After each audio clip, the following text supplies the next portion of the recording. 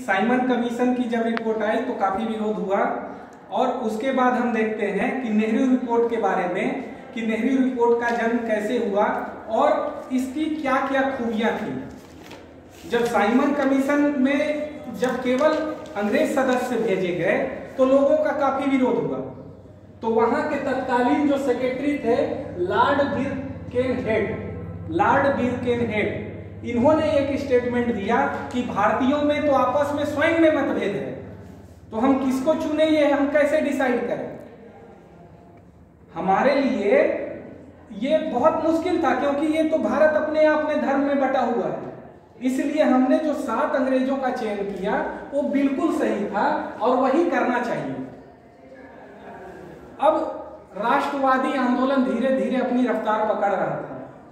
अब यहाँ के लोगों को समझ में आ गया था कि अंग्रेज उनसे खेल रहे हैं, तो इसी आधार पे जितने भी दल थे वहां उस समय तक काफी दल बन चुके थे, चाहे वो मुस्लिम लीग हो, चाहे अन्य दल हो, कांग्रेस लीग हो, गरम दल, कांग्रेस में भी गरम दल और नरम दल का डिवाइडेशन हो चुका था। तो जितने भी दल थे उन सभी को साथ आने का आह्वान किया गया कि आप सभी आइए, बंबई में आइए और हम लोग सभी दल मिलके एक ऐसा सम्मेलन करते हैं जिसमें इस बात की चर्चा हो कि भारत में कैसे स्वायत्तता आएगी, कैसे यहाँ की सेल्फ गवर्नमेंट आएगी। तो इसके लिए वो 19 मई 1928 को बंबई में सर्वदलीय बैठक का आयोजन करते हैं। उस सर्वदलीय बैठक के आयोजन का प्रकाशन जो उन्होंने रिपोर्ट बनाई वो 14 अगस्त 1928 को हुई। जो इन्होंने रिपोर्ट बनाई, जो बैठक हुई, उसके अंतर्गत जो रिपोर्ट प्रकाशित हुई वो ये इनका 14 अगस्त 1928 को ये रिपोर्ट प्रकाशित हुई। इसके अंतर्गत जो मेन बात थी, इन्होंने साफ कर दिया कि हम स्वतंत्र राज्य की मांग नहीं करते, हम स्वतंत्र राज्य की मांग नहीं करते, लेकिन हमको कम से कम एक डोमिनियन स्टेट की स्थिति में लाके खड़ा कर दो, ये हमारे लिए पर्याप्त है। डोमिनियन स्टेट हो, सेल्फ गवर्नमेंट हो, हम अंततः आपकी संप्रभुता स्वीकार करते हैं, लेकिन यहाँ की जो गवर्नमेंट है ये भारतीयों द्वारा ही चलाई जानी चाहिए। इसलिए उन्होंने डोमिनियन स्टेट की मांग की और ये कहा कि यहाँ की जो गवर्नमेंट होगी वो पूर्ण रूप से धर्मनिरपेक्ष होगी।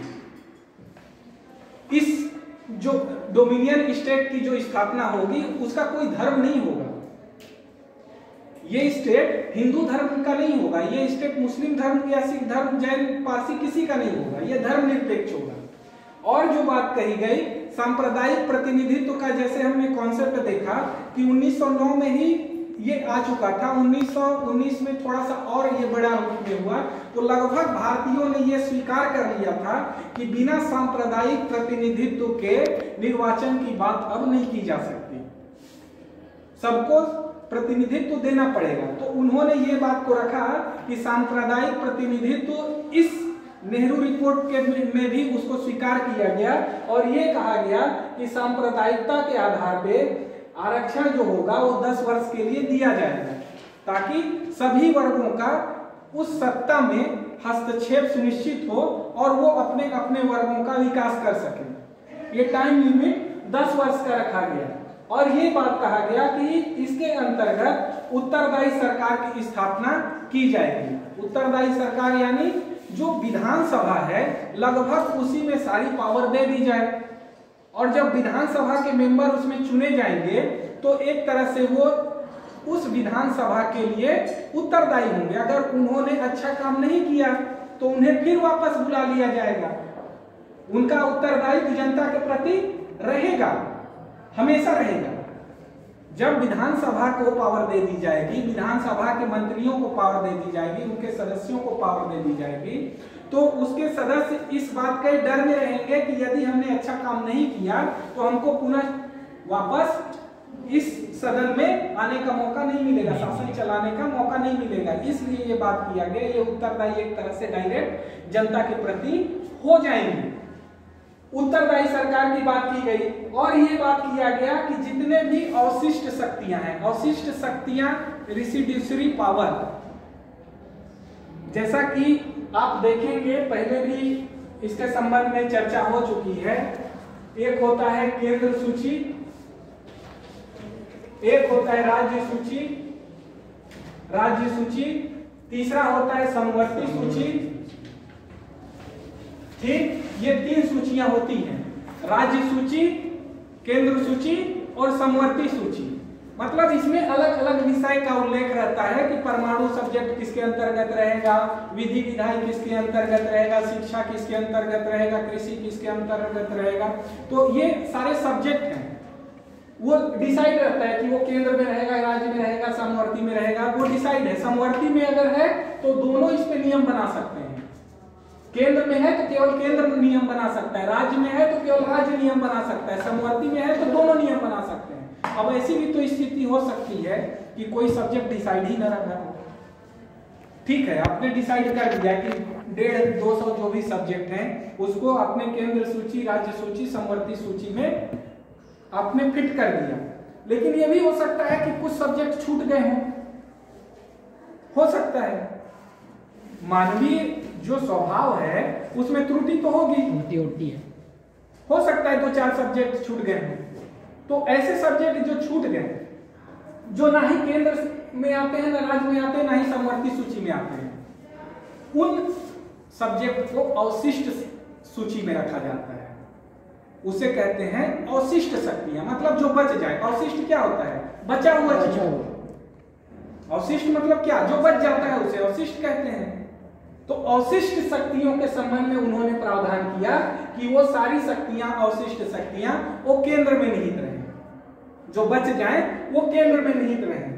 और फिर जो बात की गई कि जो केंद्र में जो विधि निर्माण की जो संस्था है, जो जिसमें एक डायरेक्ट रूप से व्यक्ति आएंगे और एक सदन ऐसा बनेगा जिसमें इनडायरेक्ट रूप से व्यक्ति आएंगे।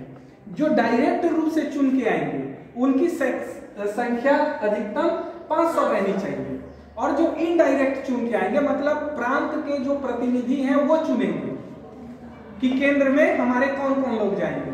तो वो इनडायरेक्ट इलेक्शन के माध्यम से उसको सीनेट नाम दिया गया उस समय, तत्काल समय में।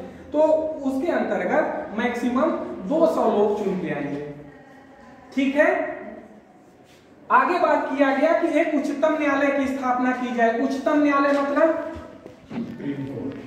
Supreme court. ठीक है, देश का सर्वोच्च न्यायालय, उसके ऊपर कोई नहीं। लगभग सारी शक्तियां न्याय करने की सुप्रीम कोर्ट में निहित रहे, उसके बाहर कोई नहीं। वो बड़े से बड़ा मामला भी सुन सकता है और उसकी अपील कहीं ना हो। एक व्यवस्था की गई कि विशेष मामलों में, हालांकि विशेष चीज को परिभाषित नहीं किया गया, लेकिन ये कहा गया कि विशेष मामलों में, रेयर मामलों में इसकी अपील प्रीवी काउंसिल में की जा सकती है।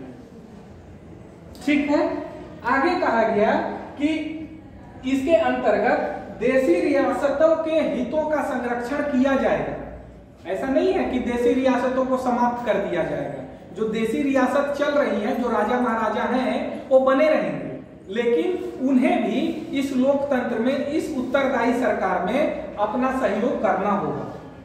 वो इसके प्रति जवाबदेह बने रहेंगे। आगे बताया गया कि ये जो रिपोर्ट हुई वो अंततः 22 दिसंबर 1928 को कलकत्ता में रिपोर्ट ये पुनः प्रस्तुत किया गया। और जब वहां प्रस्तुत किया गया तो मुस्लिम लीग बंबई में आ गए थे। उन्होंने हाँ हाँ हाँ हाँ कह दिया कि चलो ठीक है, हम सब हैं, साथ में हैं। लेकिन वहां उन्होंने एक नया राग लाया कि नहीं नहीं, ऐसा नहीं होगा, हमको प्रतिनिधित्व चाहिए तो चाहिए, लेकिन जो तुम कह रहे हो उतना नहीं चाहिए, हमको चाहिए 1/3, ऑलमोस्ट 100 में लगभग 33 लोग, 100 में 33 लोग। जनसंख्या उनकी कितनी थी उस समय? मैक्सिमम 10% थी। तो 10% को लगभग 33% रिजर्वेशन देना उस समय उचित नहीं था। उनकी मांग को जब स्वीकार नहीं किया गया तो उन्होंने उस रिपोर्ट का बहिष्कार किया और मार्च 1929 में उन्होंने 14 सूत्रीय मांग अपनी प्रस्तुत की मुस्लिम लीग में। इसके अंतर्गत मेनली ये कहा गया 14 सूत्रीय मांग में कि हमारी जो शासन में हस्तक्षेप करने की शक्ति है वो प्रतिनिधित्व आधार पर पर्याप्त होनी चाहिए। ऐसा नहीं है कि हम नाम मात्र के बने रहें।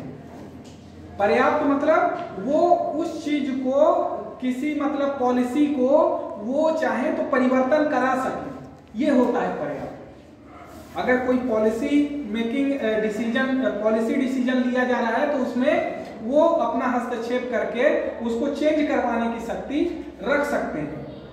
ये बात कहा गया कि हमको लगभग इतना प्रतिनिधित्व चाहिए। तो लगभग हम देखते हैं कि नेहरू रिपोर्ट बना तो अच्छा, लेकिन बाद में इसका बहिष्कार किए जाने के कारण इसको लागू नहीं किया जा सका। ठीक है, ठीक।